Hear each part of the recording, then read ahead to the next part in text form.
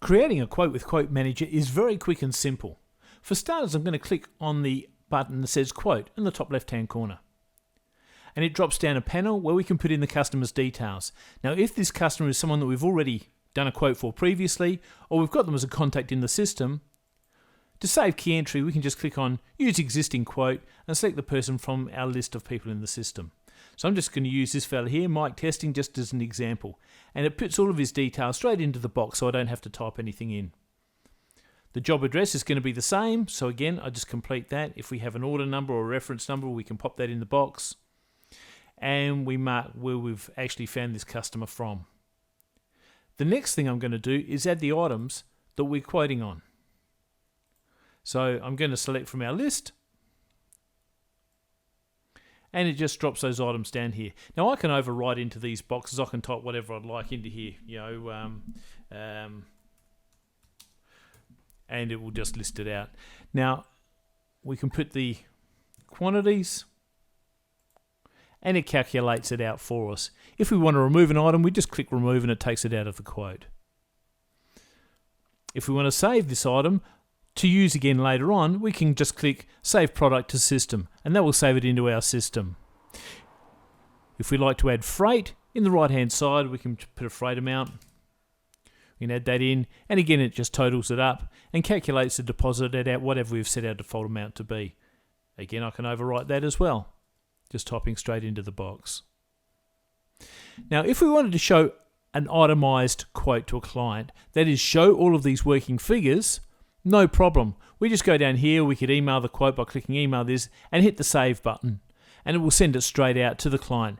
However, sometimes we don't want to show these types of workings. A client might not want to see that we're allowing $500 of freight. All that they want is a price for the job.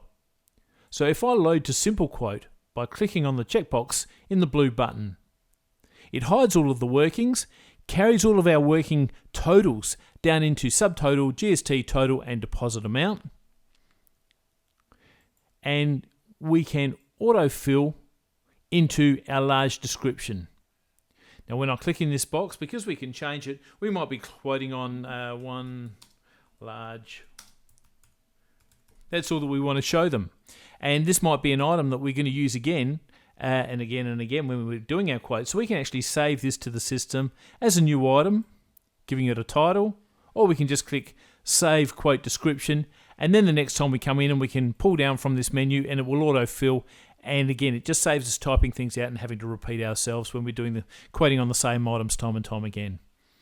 We just go, if we want to now edit that quote, we think, oh, hang on a minute, we can just go back, untick the box, goes back to all of our working files, and we think, no, we needed 3 of those.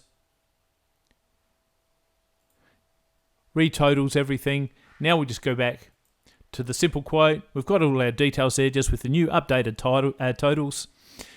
And now we're going to click to email the quote. We'd like to send a deposit invoice to the client as well because they're going to proceed. And we click the save button. That will email directly to the client a copy of the quote. It'll email a deposit invoice with our methods of how we'd like to be paid, our invoice, any account details and so on. And it will add it into your system. And that's just as simple as it is to actually use Quotemanager to calculate a quote, either send it with itemized line items or as a simple quote.